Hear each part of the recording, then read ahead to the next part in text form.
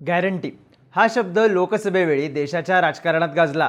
ये मोदी की गॅरंटी आहे असं म्हणत भाजपनं आपली प्रचाराची लाईन आखली, तर काँग्रेसनं सुद्धा आपल्या गॅरंटीचं कार्ड खेळलं. या गॅरंटीच्या कार्डचा काँग्रेसला जसा लोकसभेला फायदा झाला, त्याआधी तो तेलंगणा आणि कर्नाटकमध्ये सत्ता आणताना झाला होता. साहजिकच महाराष्ट्रात काँग्रेस हेच गॅरंटीचं कार्ड खेळून वातावरण फिरवणार असं बोललं जात होतं. पण त्याआधीच मंगळवारी 5 तारखेला मुख्यमंत्री एकनाथ शिंदेंनी महायुतीच्या प्रचाराचा नारळ फोडला आणि भाषणात 10 घोषणा जाहीर केल्या. आता बुधवारीच महाविकास आघाडीची एकत्रित सभा होणार आहे. या सभेत राहुल गांधी कुठल्या गॅरंटीची घोषणा करणार? या गॅरंटी पॅटर्नमुळे महाराष्ट्रातलं वातावरण फिरू शकतं का? पाहूयात या व्हिडिओमधून. नमस्कार, मी चिन्मय आणि तुम्ही पाहताय बोलभिडू. सगळ्यात आधी बघू मुख्यमंत्री एकनाथ शिंदेंनी कुठल्या घोषणा केल्या. तर कोल्हापुरातल्या सभेत बोलताना मुख्यमंत्र्यांनी लाडकी बहीण योजनेचा लाभ प्रति महिना 1500 रुपयांवरून 2100 रुपये करणार असल्याची घोषणा केली. पोलीस दलात 25,000 महिलांची भरती करणार असल्याचं सांगितलं. शेतकऱ्यांना कर्जमाफी आणि शेतकरी सन्मान योजनेत 15,000 रुपये, प्रत्येकाला अन्न आणि निवाऱ्याची हमी, वृद्ध पेन्शनधारकांना 2100 रुपयांची मदत, जीवनावश्यक वस्तूंच्या किमती स्थिर ठेवण्याची घोषणा, राज्यातल्या तरुणांना 25 लाख रोजगार, 45,000 पांदण रस्ते, अंगणवाडी सेविका आणि आशा वर्कर्स यांना 15,000 रुपये वेतन, वीज बिलात 30% कपात आणि 100 दिवसात विजन महाराष्ट्र 2029 सादर करण्याचं आश्वासन, अशा घोषणा मुख्यमंत्र्यांनी केल्या. यात लाडकी बहीण योजना, पेन्शन योजना, पीक विमा योजना यामधून मिळणारा आर्थिक लाभ वाढवण्याची घोषणा करत महायुती सरकारनं लाभार्थ्यांचं गणित फिरवण्याचा प्रयत्न केल्याची चर्चा आहे. पण प्रश्न उरतो तो म्हणजे राहुल गांधी आणि महाविकास आघाडी या योजनांना कसं टॅकल करणार? तर राहुल गांधी कुठल्या गॅरंटीची घोषणा करण्याची शक्यता आहे ते बघूयात. तर पहिली गॅरंटी चर्चेत आहे ती म्हणजे लाडकी बहीण योजनेचा लाभ 3,000 रुपयांपर्यंत करण्याची शक्यता.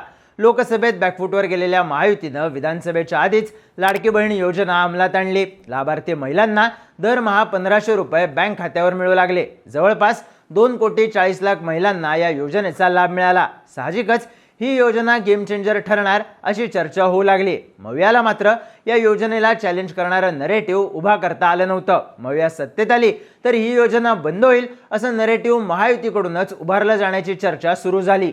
या सगळ्यात मुख्यमंत्र्यांनी 1500च्या जागी 2100 रुपये महिलांना मिळतील अशी घोषणा केली. त्यानंतर आता राहुल गांधी हा रकमेचा आकडा 3,000 घोषित करतील अशी चर्चा आहे. या घोषणेच्या माध्यमातून आम्ही सत्तेत आलो तर योजना बंद होणार नाहीच, उलट आम्ही मिळणारी रक्कम डबल करू अशी गॅरंटी देण्याचा प्रयत्न राहुल गांधी करतील अशी चर्चा आहे. ती रक्कम डबल होणार असं आश्वासन मिळत असेल तर लाडकी बहीण योजनेमधून तयार झालेले मतदार शिफ्ट करण्याचा प्रयत्न काँग्रेस करू शकतं. 2100 ते 3,000 हा 900 रुपयांचा फरक आणि योजना बंद न करता रक्कम वाढवण्याचं आश्वासन मवियासाठी गेम चेंजर ठरू शकतं. दुसऱ्या गॅरंटीची चर्चा आहे ती म्हणजे महाराष्ट्रात नागरिकांना 15 लाख रुपयांपर्यंत विमा कवच मिळणार आहे अशी घोषणा राहुल गांधींकडून होण्याची शक्यता आहे. सध्या प्रधानमंत्री जन आरोग्य योजनेअंतर्गत 5 लाख रुपयांचं विमा कवच मिळतं, तर राज्यात महात्मा फुले जन आरोग्य योजनेमार्फत 5 लाखांपर्यंतचे उपचार मिळतात. पण आता राहुल गांधी हा विम्याचा आकडा 15 लाखांपर्यंत घोषित करतील अशी चर्चा आहे. साहजिकच वाढीव रक्कम देण्याचं आश्वासन देऊन केंद्र आणि राज्य सरकारला टॅकल करण्याचा प्रयत्न राहुल गांधी आणि मविया करू शकतात. तिसऱ्या गॅरंटीची चर्चा आहे ती म्हणजे महिलांना मोफत एसटी प्रवास. महायुती सरकारनं ज्या महत्त्वाच्या योजना आणल्या त्यात महिलांना 50% रकमेच्या तिकिटामध्ये एसटी प्रवास ही योजना आहे.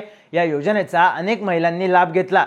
पण आता काँग्रेस निम्म्या तिकिटाऐवजी पूर्णच रक्कम माफ करण्याची चर्चा आहे. लाडकी बहीण योजनेमध्ये वाढीव रक्कम आणि मोफत एसटी प्रवास यामधून काँग्रेस महिला मतदारांना आपल्याकडे आकर्षित करून घेण्याचा प्रयत्न करेल अशी चर्चा आहे. महत्त्वाची गोष्ट म्हणजे विधानसभा निवडणुका या दिवाळीच्या सुट्टीनंतर काही दिवसांनी होणार आहेत. दिवाळीच्या काळात अनेक महिला प्रवाशांना निम्म्या तिकिटाच्या योजनेचा फायदा झाल्याचं सांगण्यात येतं. हेच टायमिंग साधून काँग्रेस निम्म्याऐवजी मोफत तिकीट असा पॅटर्न आणून महिला मतदारांचे फ्लोटिंग वोट्स कॅच करू शकतं असं बोललं जातंय.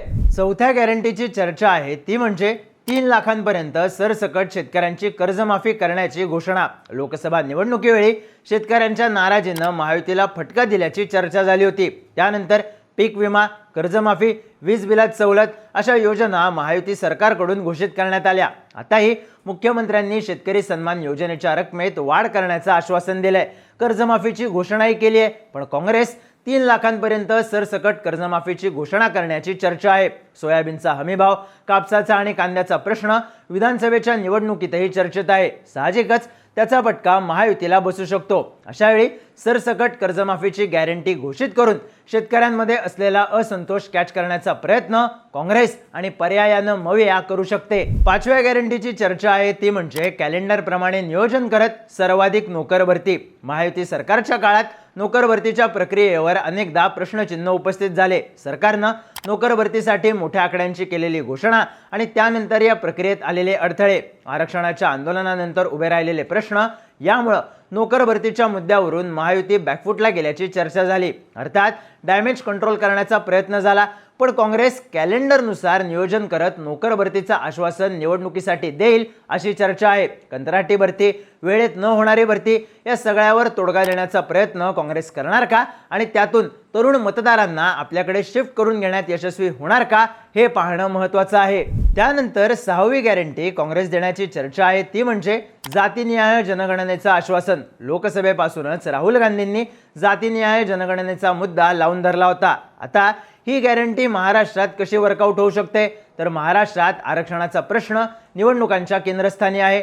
मराठा विरुद्ध ओबीसी अशा ध्रुवीकरणाची चर्चा आहे. या सगळ्यात जातीनिहाय जनगणनेच्या माध्यमातून काँग्रेस मायक्रो ओबीसी घटकांना आकर्षित करू शकतं. राज्यात मराठा आरक्षणाप्रमाणे ओबीसी आरक्षणाचा प्रश्नही चर्चेत आहे. जर जातीनिहाय जनगणना झाली तर आरक्षणात कुठल्या समाजाचा किती वाटा आहे या प्रश्नाचं उत्तर मिळण्यात मदत होऊ शकते. खास करून ओबीसी समाजातल्या पोटजातींना याचा फायदा होऊ शकतो. ओबीसी मध्ये समावेश होत असतानाही ज्यांना योग्य ते प्रतिनिधित्व मिळत नाही असे समाज यामुळे काँग्रेसकडे शिफ्ट होऊ शकतात. अगदी केंद्रीय पातळीपासून भाजप ओबीसी मतदारांना आपल्याकडे वळवून घेण्याचा प्रयत्न करत आहे. महाराष्ट्रात मराठा समाज विरोधात असताना मराठेतर समाजांच्या मदतीने सत्ता मिळेल का याची चाचपणी सुद्धा भाजपने केल्याची चर्चा झाली होती. पण असं असलं तरी लोकसभेला भाजपला अपेक्षित असणारा ओबीसी वोट शेअर मिळवता आला नव्हता. आताही आरक्षणाच्या मुद्द्यावर मराठा समाज नाराज असल्याची चर्चा आहे. पण स्थानिक समीकरणं लक्षात घेता विधानसभेला हा समाज एक गठ्ठा मवियाकडे शिफ्ट होईल असं ठामपणे म्हणता येत नाही. अशा वेळी जर जातीनिहाय जनगणना होत असेल तर मायक्रो ओबीसींपासून ओबीसी मतदार काँग्रेसकडे वळू शकतो. सोबतच काँग्रेसला मराठा मतदारांचं गणित सुद्धा साध्य करता येऊ शकतं. असं म्हणायचं कारण म्हणजे मराठा आरक्षणाचा प्रश्न सोडवण्यात जातीनिहाय जनगणना हा मोठा फॅक्टर ठरू शकतो. नेमकी टक्केवारी काढून मग आरक्षणाचा मार्ग मोकळा होऊ शकतो याची जाणीव असलेला मराठा समाज मोठ्या प्रमाणात आहे.